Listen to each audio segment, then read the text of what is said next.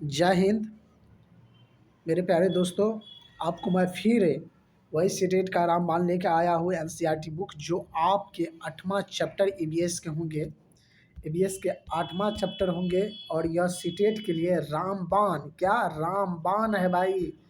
इससे जो भी क्वेश्चन आता है छूट के नहीं जाता है, क्योंकि एनसीईआरटी बुक से ही आपके सीटेट में पूछेगा। सीटेट एग्जाम की एक खासियत है कि आपको एनसीईआरटी बुक के अलावा कोई बुक से नहीं पूछेगा, और जो पूछेगा एनसीईआरटी बुक में जो दिया है इसका तैयारी होना बहुत ही ज़रूरी है।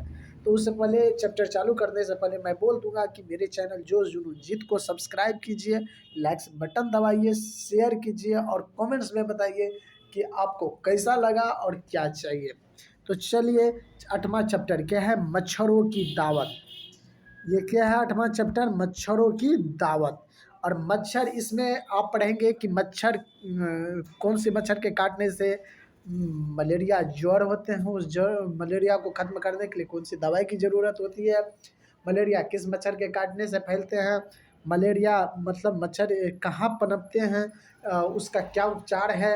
यानी अनेक तरह के मच्छर से रिलेटेड आप एनसीईआरटी बुक में जो दिया हुआ है वो मैं कंटेंट आपको चैप्टर के सामने दे रहा हूँ, और उस पर ध्यान दीजिए और आगे तैयारी में आप स्टेट एग्जाम में अच्छा स्कोर करने के लिए तैयार रहिए। तो चलते हैं मलेरिया की जांच। पहला जो पॉइंट दिया हुआ है मलेरिया की जांच, इसमें कुछ विशेष बातें नहीं होती है। ये पॉइंट से हम लंबा वीडियो नहीं ले जाना चाहते हैं, लेकिन जो सही है, जो आपको ज़रूरी है वो तो जानना पड़ेगा। उसके लिए थोड़ा टाइम भी लगे तो कोई दिक्कत नहीं है। चलिए, तो क्या है मलेरिया? तो मच्छर के काटने से होता है। देखिए एनसीईआरटी बुक में दिया हुआ है मलेरिया तो मच्छर के काटने से होता है, लेकिन याद रखिएगा सभी मच्छर के काटने से मलेरिया नहीं होता है। एक विशेष प्रकार की मच्छर होती है जिसके काटने से मलेरिया होती है, और मलेरिया को ख़त्म करने के लिए क्या दिया जाता है उसके भी बारे में जानकारी देंगे। तो कौन सी मच्छर काटने से मलेरिया होती है? तो याद रखिए मलेरिया होने का मुख्य कारण क्या है? मच्छर का काटना। क्या सभी तरह के मच्छर एक जैसे होते हैं? नहीं, सब मच्छर का अपना अपना गुण होता है। अब देखिए मलेरिया जो है वो जो फैलता है, मलेरिया का जांच कैसे किया जाता है? तो आप पिक्चर में देख रहे हैं यहाँ कि देखिए मलेरिया का जांच किया जाता है कैसे। देखिए एक कांच के स्लाइड लिए हुए हैं और उसके उंगली से ब्लड निकाल रहा है। उस ब्लड को कांच के स्लाइडों पर रखेंगे, ठीक है, और स्लाइड पर रखने के बाद चेक किया जाएगा। तो अब देखिए क्या है, यहाँ भी पॉइंट एक आप देख रहे हैं कि कहता है कि मलेरिया जो होता है वो सभी मच्छर के काटने से नहीं होता है। यह जो है देखिए मादा मच्छर एनाफिलिस से फैलता है। किससे होता है? मादा मच्छर एनाफिलिस से। मादा मच्छर एनाफिलिस से, मादा मच्छर एनाफिलिस से होता है। मलेरिया किससे? तो मादा मच्छर एनाफिलिस से होता है। देखिए कांच के स्लाइड पर खून की बूंदें मलेरिया मादा मच्छर एनाफिलिस से फैलती है, ठीक है। एनाफिलिस दीजिएगा या डेंगू मच्छर दीजिएगा, ठीक है। मलेरिया ये जो मच्छर के काटने से एक बीमारी होती है मलेरिया, और वो जो है डेंगू मच्छर के काटने से होता है, यानी मादा मच्छर एनाफिलिस से फैलती है। फिर चलिए इसमें देखिए इसमें क्या दिया हुआ है। यहाँ कौन चीज़ का चेक हो रहा है? वही मलेरिया का चेक हो रहा है। देखिए डॉक्टर मरियम स्लाइड को माइक्रोस्कोप, किससे? माइक्रोस्कोप सूक्ष्मदर्शी से देखते हुए इस माइक्रोस्कोप से एक चीज़ 1000 गुना बड़ी दिखती है, इसलिए खून के अंदर का बारीकियां साफ दिखाई पड़ती है। कई माइक्रोस्कोप से तो इससे भी ज़्यादा बड़ा दिखाई देते हैं। इस तरह के बातें यहाँ चेक कर रहे हैं, आप देख रहे हैं। आप देखिए यहाँ जो है वो क्या कर रहे हैं? चेक कर रहे हैं। ये आपको सूक्ष्मदर्शी हुआ, कोई भी चीज़ को 1000 गुना बड़ा देख सकता है इस सूक्ष्मदर्शी से। और उस ब्लड के अंदर कौन से जो है वायरस मतलब कीटाणु होते हैं या वो कैसे फैलते हैं उसमें सभी गुण देखे जा सकते हैं। चलिए तो आगे हम चलते हैं फिर। चलिए तो आगे क्या है मच्छर के, यहाँ देखिए क्या तुम किसी को जानते हो जिसे कभी मलेरिया हुआ हो? कैसे पता लग पाया था कि उन्हें मलेरिया है? उन्हें मलेरिया होने पर क्या क्या तकलीफ हुई? यानी मलेरिया जिसको होता है उसको कौन कौन से तकलीफें होती है, कौन से मुश्किल से गुजरती है मच्छरों के काटने से, और कौन कौन सी बीमारियां होती है। ठीक है, कौन से मौसम में मलेरिया ज़्यादा फैलता है, ये भी प्रश्न है। आगे हम मच्छरों से बचने के लिए तुम्हारे घर में क्या क्या उपाय किए जाते हैं, अपने अपने साथियों से भी पता करो कि वे बचाव के लिए क्या करते हैं। चलिए फिर आगे हम चलते हैं। यहाँ देखिए, यहाँ पर खून की जांच की रिपोर्ट दी गई है। इसमें किन शब्दों से पता चल रहा है कि मरीज को मलेरिया है? आप देखिए, ये तो देख रहे हैं कि ये रिपोर्ट है। और चलिए, मलेरिया से रिलेटेड जो मलेरिया की दवाई होती है वो दिया हुआ है। यहाँ मलेरिया का दवाई दिया हुआ है। क्या दिया हुआ है? मलेरिया की दवाई। मलेरिया की दवाई बहुत पुराने समय से सिनकोना, किस? तो सिनकोना, कौन? सिनकोना, सिनकोना, सिनकोना पेड़ की छाल से बनाई जाती है। पहले तो लोग छाल को उबालकर और छानकर ही इस्तेमाल करते थे, लेकिन अब छाल से दवाई बनाते हैं। यानी सिनकोना पेड़ की छाल से क्या होता है? मलेरिया की दवाई बनाई जाती है। सिनकोना पेड़ की छाल से मलेरिया की दवाई बनाई जाती है। अब एक और बीमारी है अनीमिया। क्या है? इस चैप्टर में एक और बीमारी है अनीमिया। अनीमिया कैसे होती है? अनीमिया किसके कमी से होता है? और अनीमिया को ख़त्म करने के लिए कौन चीज़ की ज़रूरत होती है, वो दिए गए हैं और वो मैं बता रहा हूँ। चलिए, तो अनीमिया क्या है भाई? अनीमिया, आरती बोलती है खून टेस्ट से तो मेरा भी हुआ था। सिरिंज इंजेक्शन भरकर खून लिया था, जांच में तो अनीमिया निकला। रजत, वह क्या होता है? रजत पूछता है अनीमिया क्या होता है? तो आरती, डॉक्टर ने कहा कि खून में हीमोग्लोबिन, क्या? हीमोग्लोबिन और आयरन की कमी है। मतलब हीमोग्लोबिन, क्या? हीमोग्लोबिन और आयरन की कमी से क्या होते हैं? अनीमिया रोग होते हैं। हीमोग्लोबिन और आयरन की कमी से अनीमिया रोग होते हैं। ठीक है, डॉक्टर ने क्या कहता है? देखो, डॉक्टर ने ताकत की दवाई दी। ठीक है, गुड़, क्या? गुड़, आंवला और हरी पत्तेदार सब्जियां जरूर खाने के लिए कहा। यानी अनीमिया जो है आपको कौन चीज़ की कमी से होता है? तो हीमोग्लोबिन और आयरन की कमी से अनीमिया रोग होते हैं, और उसको ख़त्म करने के लिए आपको गुड़ खाना चाहिए, आंवला खाना चाहिए और हरी पत्तेदार सब्जियां खाना चाहिए। ये डॉक्टर की सलाह है। ठीक है, और आगे का क्या पॉइंट है? यह भी बताया कि इनमें आयरन यानी लोहा होता है। किसमें लोहा होता है भाई? गुड़ हो गया, आंवला हो गया और हरी पत्तेदार सब्जियां, इनमें लोहा होते हैं। लोहा एक प्रकार के तत्व होते हैं, न कि लोहा फैक्ट्री में काम आने वाली जो चीज़ होते हैं जिससे गाड़ी घोड़ा बनाया जाता है, ये नहीं। हमारे शरीर में लोहा प्रचुर मात्रा में पाए जाते हैं। लोहा का भी एक हमारे शरीर में तत्व है, और वो जो है हमारे शरीर को तंदुरुस्त रखते हैं। तो चलिए, आगे क्या है? नैन्सी, कहीं उन्होंने मजाक तो नहीं किया है? भाई, खून में लोहा कैसे? यानी वही लोहा, ये दूसरा लोहा, समझ गया। ठीक है, चलिए, और ये समझ गए आप कि जो है अनीमिया किस कारण से होती है और अनीमिया को ख़त्म करने के लिए क्या चाहिए। अब दिल्ली के स्कूल में अनीमिया के कारण परेशानी, ये जो दिल्ली के स्कूल में दिया है अनीमिया के कारण कौन कौन सी परेशानी आती है बच्चों में, उसके बारे में दिया हुआ है। देखिए, 17 नवंबर 2007 दिल्ली नगर निगम के बहुत से स्कूल में हजारों बच्चे अनीमिया का शिकार है। इससे बच्चों की शारीरिक और दिमागी तंदुरुस्ती पर असर होता है। इस कारण बच्चे ठीक से बढ़ नहीं पाते हैं और उनमें फुर्ती भी कम होती है। जो कुछ पढ़ाया जाता है उसे समझने में भी परेशानी होती है। आजकल इन स्कूलों में बच्चों के हेल्थ कार्ड बन रहे हैं और उनकी जांच भी चल रही है। अनीमिक बच्चों को आयरन, लोहे की दवाई दी जा रही है। 17 नवंबर 2007 में इस तरह का नगर निगम के बहुत से स्कूलों में हजारों बच्चे अनीमिया का शिकार हो गए थे। ठीक है, चलिए अब आगे चलते हैं। ये है आर्थिक रिपोर्ट का, ये हीमोग्लोबिन कैसे कम होता है उसके बारे में दिया हुआ है। ठीक है, तो अब आगे हम चलते हैं, क्या दिया हुआ है आपको इस बुक में। कंटेंट्स क्या है, कहता है किसी डॉक्टर से या अपने बड़ों से पता करो कि खाने की किन चीज़ों में लोहा होता है। इस तरह से पता करने के लिए दिया हुआ है। देखिए मच्छर के बच्चे, अब ये पॉइंट देखिए, मच्छर के बच्चे के बारे में दिए हुए हैं। जसकृत कहते हैं कि मलेरिया के बारे में एक पोस्टर तो हमारी क्लास के बाहर ही लगा है। आप देख रहे हैं यहाँ टंकी है भाईजान, आप देख रहे हैं यहाँ है, उसके बाद कूलर हो गया, उसके बाद नल हो गया, नल का जल जम जाता है वहाँ मच्छर कैसे फैलते हैं, ये हो गया।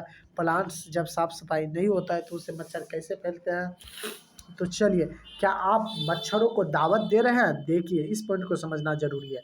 क्या आप मच्छरों को दावत दे रहे हैं? सावधानी, क्या सावधानी क्या है? मलेरिया, डेंगू, चिकनगुनिया हो सकता है। क्यों, कैसे हो सकता है? अब सुनिए, यानी कि हम मलेरिया को कैसे, मच्छरों को कैसे दावत दे रहे हैं, और उन मच्छरों से कौन कौन से रोग होंगे। तो मलेरिया हो जाएगा, डेंगू हो जाएगा, चिकनगुनिया हो सकता है। अब पहला देखिए कि इससे सावधानी क्या क्या बरतने को कहते हैं। आसपास पानी इकट्ठा जमा न होने दे, गड्ढों को भर दे, पानी के बर्तन, टंकी, कूलर को साफ रखें, हर हफ्ते सुखाए, मच्छरदानी का इस्तेमाल करें, गड्ढों में भरे पानी में मिट्टी का तेल छिड़के।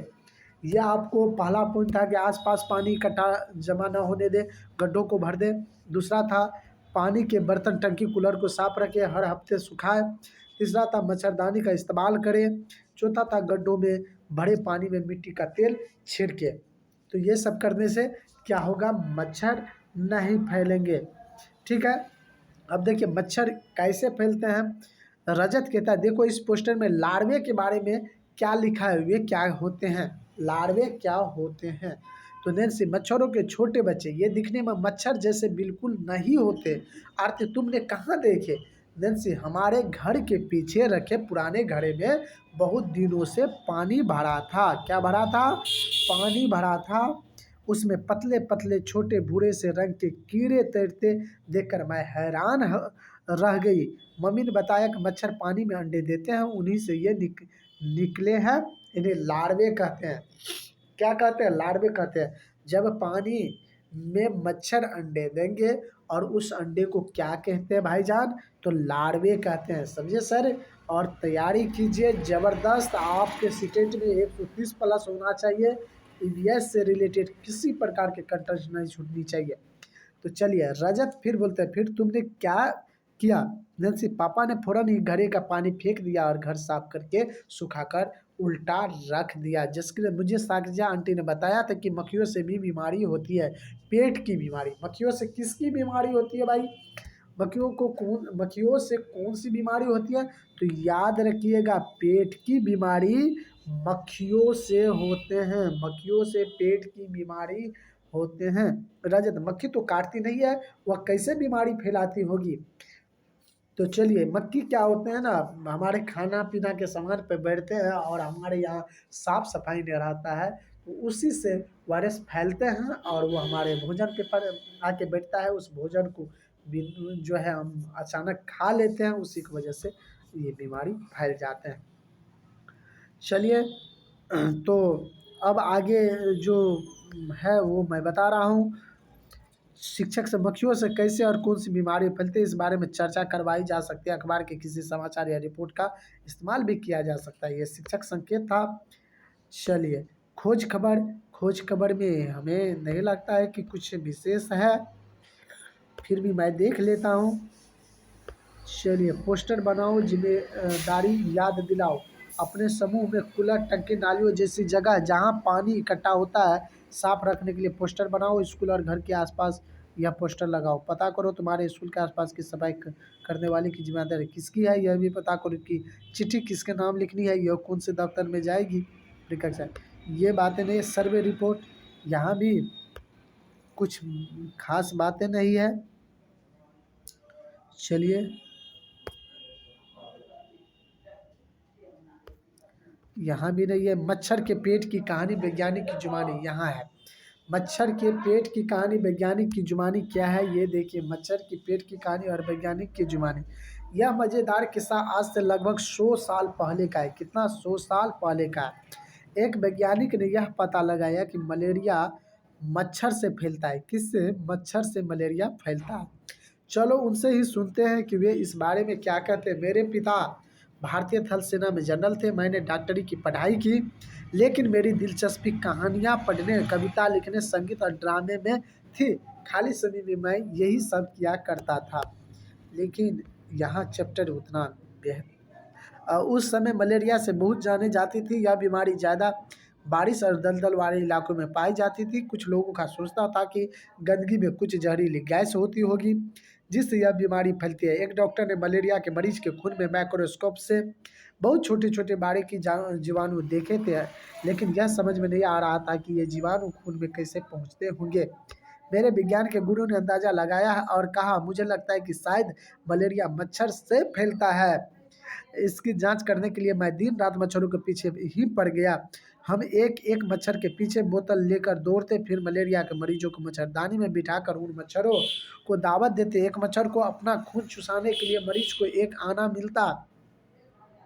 मुझे सिकंदराबाद के अस्पताल के वे दिन हमेशा याद रहेंगे। मच्छर को काट कर खोलना और उसके पेट के अंदर ताक झांक। एक बार मैं भी मलेरिया का शिकार हो गया। माइक्रोस्कोप पर झुक कर बारीकियां देखते देखते शाम तक आंखें जैसे धुंधला सी जाती थी, गर्दन अलग अकड़ जाती।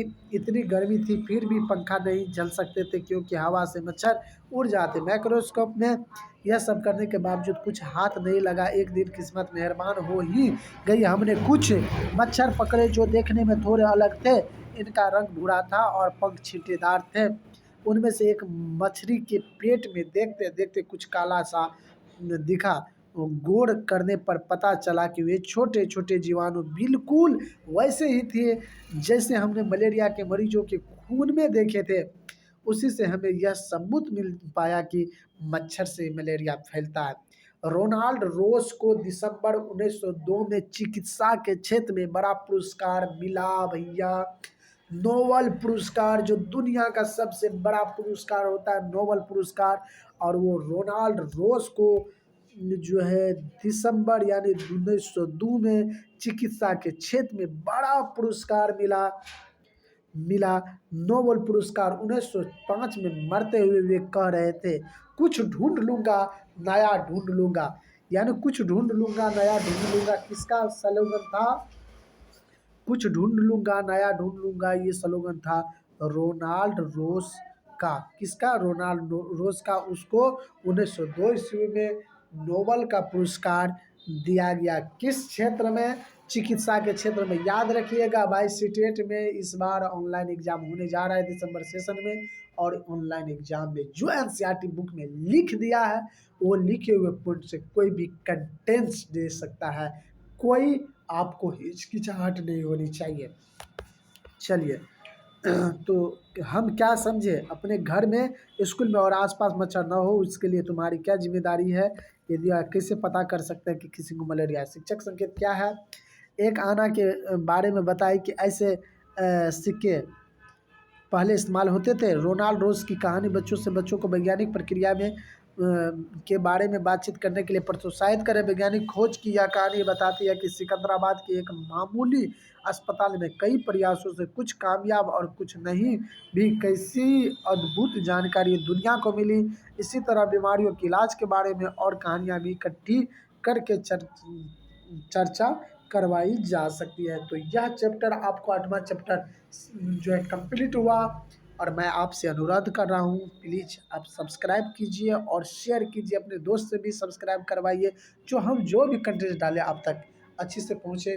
तो मैं विदा लेता हूँ, फिर अगला चैप्टर में आपको यूट्यूब पे एनसीईआरटी बुक का करवाऊँगा। धन्यवाद।